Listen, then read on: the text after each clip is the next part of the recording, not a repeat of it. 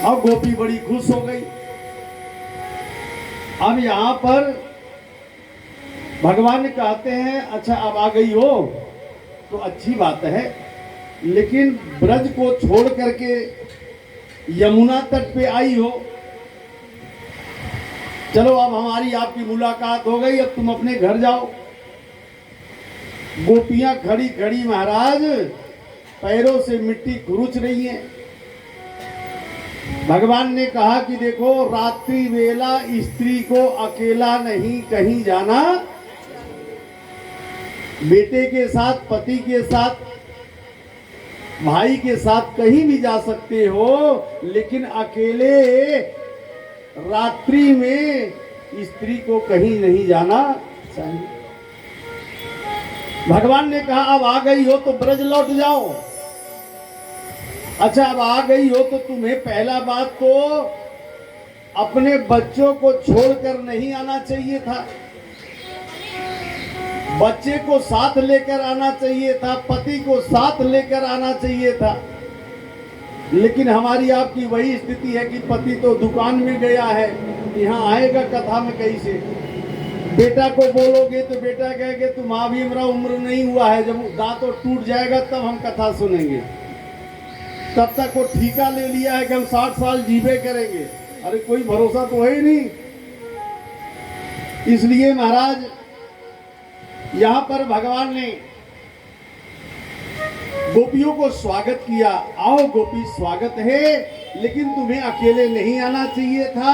रात्रि वेला आई तो किसी के साथ आती, और रात में घर छोड़कर तुम्हें नहीं आना चाहिए था। गोपी खड़ी होकर के पैर से मिट्टी को खूंच रही है। ये बताओ, ये बुलाया भी और ऊपर से डांट भी रहा है। मानो अगर आपको कोई निमंत्रण दे देवे, शादी में पहुंचे हो और गेट में ही सब आदमी खड़े हो और कोई कहे कि भैया तुम क्यों यहाँ आए हो, तो आपको कैसा लगेगा बोलो? पहले तो अच्छा लगा आप आ गई है कर लिया, और बाद में कहे भैया क्यों आई हो, तो आपको कैसा लगेगा? खराब लगेगा कि अच्छा? बोलो ना। हाँ खराब लगेगा। तो गोपी कह रही है महाराज बताओ, ये तो बुलाया टेढ़ी टांग और ऊपर से कह रहा क्यों आई हो? अच्छा आ गई हो तब चली जाओ। गोपियां कह रही हैं एक तो जो भगवान के नजदीक आ जाता है उस जीव को कभी परमात्मा से कोई अलग नहीं कर सकता, कोई परमात्मा से अलग नहीं कर सकता। अब मैं नहीं जाऊंगी। भगवान आचार्य श्री सुखदेव जी महाराज वर्णन करते हैं, पादौ पादम न चलत स्वत पाद मूला यामह कथम ब्रजः मतो करवाम किम वा। बताइए ये अवस्था हो गया। मेरे तरफ ध्यान दीजिए, पीछे मत देखा करिए। हाँ पीछे देखना हो तो पीछे वाले देख रहे हैं, आप आगे देखिए। तो महाराज कहते हैं, गोपियों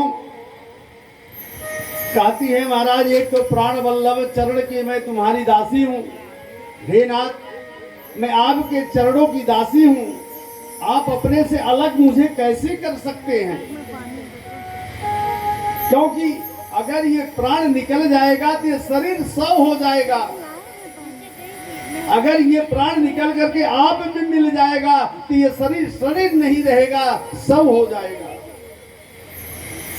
इस शरीर का तब कोई कीमत नहीं रहेगा, न बेटा तेरा पूछेगा, न पति पूछेगा, संसार में कोई नहीं पूछेगा, एक ही पूछेगा।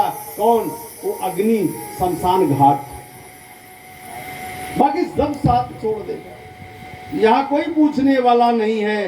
इसलिए महाराज कहते हैं, हे गोपियां कह रही हैं आप बताइए, आपके चरण को लक्ष्मी महारानी हमेशा दबाती हैं, लेकिन आप वैकुंठ छोड़ करके आप ब्रज में आ गए, ये बहुत ही अच्छी बात है। लेकिन लक्ष्मी नारायण से कभी कभी मिल रही हैं। अरे मैं तो कथा मिलता रहे तो हमेशा हमेशा आपके हृदय में नारायण वास करता रहेगा। इसलिए महाराज गोपियों ने बड़ा सुंदर भाव कर रही है। यहाँ पर कहते हैं, अब गोपियां कर रही है, ठाकुर जी हे नाथ, अब मैं कहीं जाने वाली नहीं हूं, अब हम कहीं जाने वाली नहीं हूं।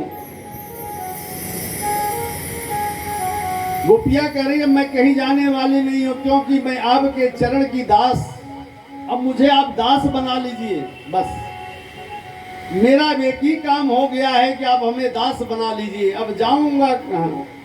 गोपियां कह रही अगर मैं जाऊंगी तो पहला बात तो घर गांव के लोग परिवार सब कलंकित करेगा,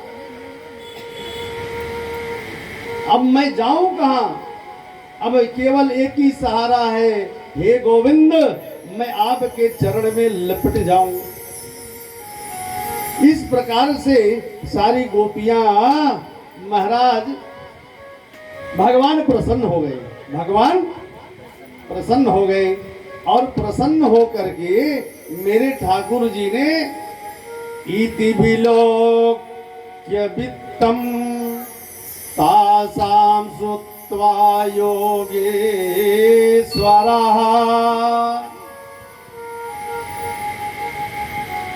अब यहाँ योगेश्वर महाराज,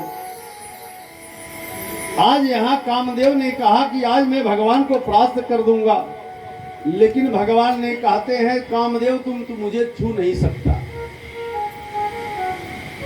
कामदेव का मान मर्दन किए भगवान, योगेश्वर भगवान ने काम मान मर्दन कर दिए। और यहाँ पर एक गोपी के मध्य में बीच में भगवान कृष्ण रास करना प्रारंभ कर दिए, लेकिन अहंकार आ गया।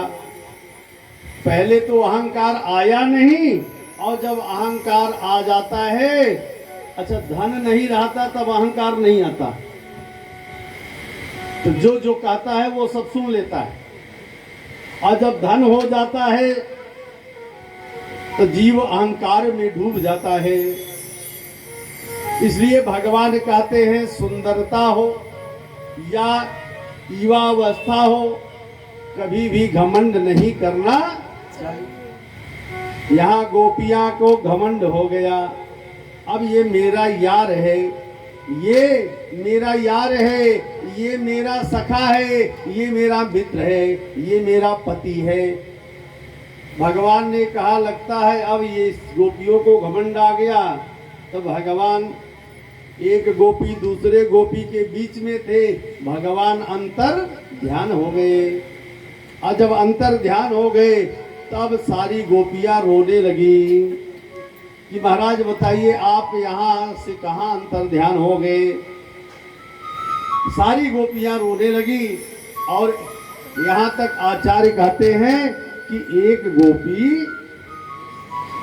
गोपी तो महाराज कृष्ण बन गई और सारी गोपियां बन गई, रास करना प्रारंभ कर रही हैं, लेकिन अश्रुपात हो रहा है, सारी गोपियां रो रही हैं। रोते रोते यमुना से आगे बढ़ी तो वहां पर सामने तुलसी महारानी का वृक्ष देखा गया। कौन सा वृक्ष? तुलसी मैया का वृक्ष दिखाई दिया। जब तुलसी मैया का वृक्ष दिखाई दिया तो एक गोपी ने कहा इस पूछ लो, तो एक गोपी ने कहा ये क्या बताएगी, ये तो सवत है, क्योंकि ये नारायण की पत्नी है तुलसी मैया। गोपी आगे बढ़ी, और जब आगे बढ़कर आ गई तो वहां पर महारानी राधा रानी जी आ रही थी। भगवान ने उनको अपने साथ लेकर आगे बढ़े और उनका जूरा लगाए, और जूरा लगा करके जूरा के पीछे महाराज बड़े सुंदर सा फूल होता है ना, कौन सा फूल है जरा नाम बताओ? आए जूही, हाँ जूही का फूल भगवान ने लगाया और लगा करके राधा ने कहा हम चल नहीं पा रही हूँ मेरा यार, तो भगवान ने कंधे पर बैठा लिया। अब यहाँ पर जब कंधे पे बैठा लिए तो अहंकार आ गई राधा को भी, ये मेरा यार है, ये मेरा प्रीतम है। भगवान ने कंधे पर बैठाया और बैठाकर जब आगे बढ़े तो एक कनेर का पुष्प था, कनेर का पुष्प था, तो भगवान ने कहा जरा ये कनेर का फूल तोड़ लो। और जब वो कनेर का फूल तोड़ने ऐसे हाथ उठाई तब तक भगवान नीचे से अंतर ध्यान हो गए। जब अंतर ध्यान हो गए तो राधा नीचे गिर पड़ी। यही हमारी आपकी स्थिति है।